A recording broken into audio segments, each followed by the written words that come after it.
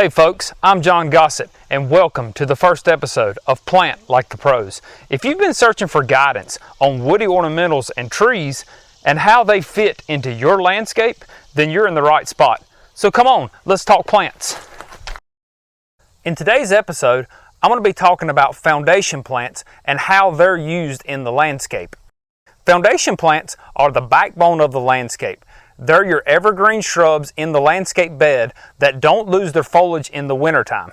You need to have some foundation in your landscape. That way, in the winter months, you have some evergreen plants there to give your landscape some structure. I'm going to be giving you 5 sun-loving foundation plants that you can use. Plants that can tolerate sun up to sundown sun. But if it's a spot where it's, let's say, 60 to 80% sun and it's getting either a little bit of morning shade or a little bit of afternoon shade, that's okay. These plants will still do okay, but if it is a full sun spot, they definitely can handle it. I'm going to be giving you the name of the plant, the size that it gets, the cold hardiness zone, along with a few characteristics about that plant, why I think it makes a great choice for a foundation plant. If you're not familiar with what I'm saying when I'm referring to cold hardiness zone, what it is the U.S. Department of Agriculture has broken the country down into different cold hardiness zones. Those zones are graded numerically based off the average annual minimum temp. With that being said, plants are classified into those zones also. That way, you're planting the right plant for the right zone, and it's not going to get hammered during the cold winter months and not survive. First foundation plant I want to show you is my personal favorite, Distillium coppertone. Distillium coppertone is going to get about 4 to 5 tall and 4 to 5 wide. It's a zone 7 to 9. What I love so much about the coppertone is the color. The new growth comes out in a burgundy red foliage. Looks amazing up close, looks amazing from a distance. Distillium coppertone is a fairly quick grower, but it's not so fast that it requires a lot of shearing. It's a pretty low maintenance shrub.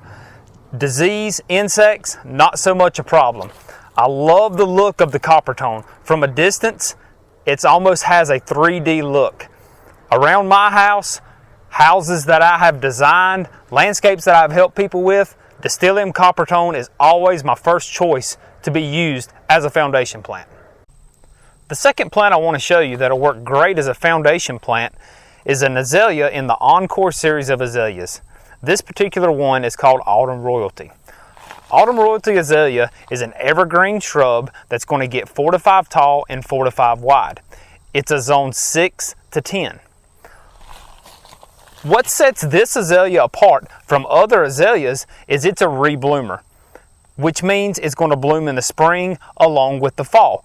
It's blooming a little bit right now because these guys in particular got a shear about 5 weeks ago. When they get a shear in the summertime, it causes them to put off a little bit of bloom. Not as vibrant as a bloom that you get in the spring and the fall, but you do get a little bit of color in the summertime. They're fairly quick growers, but not so fast that they have to have a lot of shearing to keep them maintained. Let's talk about the blooms. Like I said, it's going to bloom twice a year, spring and fall.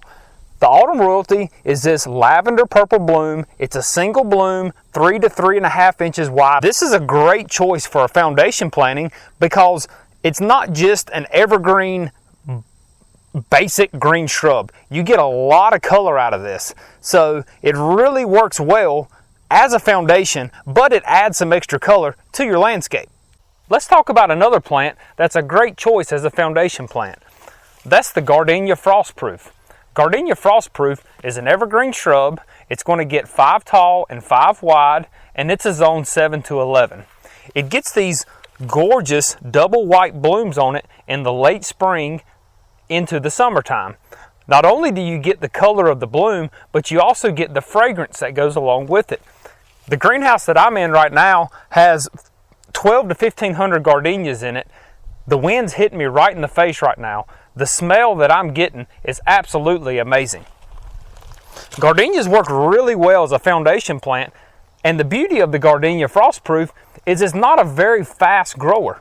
It's going to reach that 5x5 size, but it's going to do it a little bit slower pace. So if you've got a spot where the frost proofs are going to go in the back row of the landscape, and you're putting something else that stays really small in front of it, gardenia may be your go-to choice because stuff's going to look equal. They're not going to get to that 5x5 stage in 3 or 4 years. It's going to take them a little bit longer than that.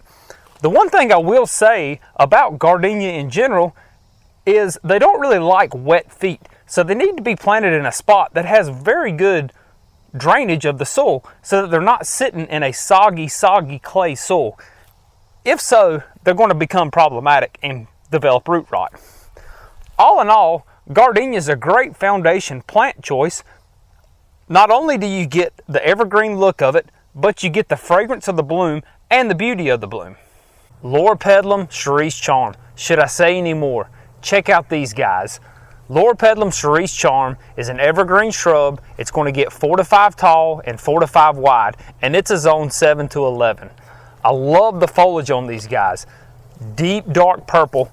From a distance it almost looks black. And to make things even better, in the early spring they get a hot pink bloom on them. Great choice for a foundation plant if you're looking for something to change up the color of your landscape bed. Everybody always tends to think plants and think green, green, green. Not always the case. You can achieve the same foundation structure and evergreen look, but do it with a deep burgundy foliage plant. Great choice to be used as a foundation.